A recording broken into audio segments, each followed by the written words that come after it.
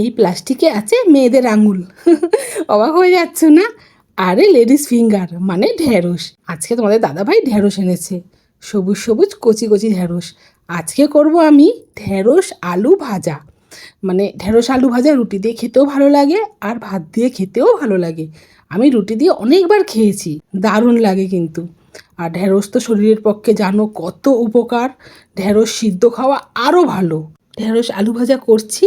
আর এইদিকে তোমাদের দাদাভাই এনেছে খয়রা মাছ। এই দেখো ছোট ছোট খয়রা মাছ। মাছগুলো একটু ছোট, কিন্তু এই মাছ খুব টেস্ট হয়, অনেকটা ইলিশ মাছের মতন খেতে। তো এই মাছের ঝাল হয়, তারপরে বেগুন দিয়ে ঝোল হয়। আর আজকে আমি করব কাঁচা সর্ষে বাটা। ভাপাও করলে কিন্তু দারুণ লাগে খেতে। মাছটা আমি খুব ভালো করে ধুয়ে নিয়েছি, ছোট ছোট আঁশ আছে তাই ভালো করে ধুতে হবে। তারপর আমি মাছে নুন হলুদ মাখিয়ে নিলাম। একটু পরে মাছটা করব, আগে আমি করব ঢ্যাঁড়স আলু ভাজা। এইদিকে আমার ভাতও ফুটছে। তো এইদিকে ভাত ফুটছে, ওইদিকে আমি ঢ্যাঁড়স আলু ভাজাটাই বসিয়ে দিই, সেটাই ভাবলাম। তো যাক বসিয়ে দিচ্ছি, তাড়াতাড়ি করতে হবে, বেলাও হয়ে গেছে। দেখো আমি সব কেটে কুটে সব রেডি করে নিয়েছি। ঢ্যাঁড়স আলু, তারপর ওর মধ্যে পেঁয়াজ দেবো, কাঁচা লঙ্কা দেবো, একটু লাল লাল করে মচমচে করে শুকনো করে ভাজবো। ভাতের সঙ্গে খেতে ভালোই লাগে, তোমাদের তো আগেই বলেছি বন্ধুরা। যাই হোক একটু টাইম লাগে আলুগুলো ভাজতে। আলুগুলো একটু একটু আলুগুলো লাল লাল হলে তারপরে ঢ্যাঁড়স দিতে হয়, নাহলে আলুর সঙ্গে ঢ্যাঁড়সগুলো আগে ভাজা হয়ে যাবে। সেই জন্য আলুটা একটু লাল লাল করে ভেজে নিচ্ছি, তারপর ঢ্যাঁড়সগুলো দিয়েছি।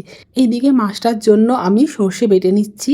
আমার সেই ছোট্ট কিউট একটা সুন্দর ছিলে। তো সর্ষে বাটে কিন্তু অনেকটা টাইম লাগে আর অনেকবার বাটতে হয়। তারপরে তার উপরে আমার আবার শিলটাও ছোট, টাইম তো লাগবেই বলো। যাই হোক আমি একদম মিহি করে বাটলাম। ওর মধ্যে 3-4টে কাঁচা লঙ্কাও দিয়েছি। কাঁচা লঙ্কা দিলে আরও টেস্ট হয়। আর সর্ষে বাটার সময় একটু নুন দিয়ে বাটলে তেতো হয় না, এটাই শুনেছি। আমি বসিয়ে দিয়েছি কড়ার মধ্যে সর্ষে বাটা। দেখো মাছগুলো দিয়ে দিয়েছি, ওইটা এদিকে ফুটছে। হ্যাঁ আর একটা জিনিস বানাবো, সেটা হলো শাপলা ফুলের বড়া। আগের দিনকে শাপলা বানিয়েছিলাম, তোমাদের দেখিয়েছি। কেমন লাগছে বলো তো আমাকে কানে শাপলা ফুল লাগিয়ে? ফুল তো ফুলই হয় বলো, সব ফুলই সুন্দর হয়, সে শাপলা ফুল হোক আর যাই হোক। যাই হোক শাপলা ফুলগুলো দেখো আমি সবুজগুলো ছাড়িয়েছি, আর ভেতরে যে হলুদ অংশটা আছে ওইটাও ফেলে দিয়েছি।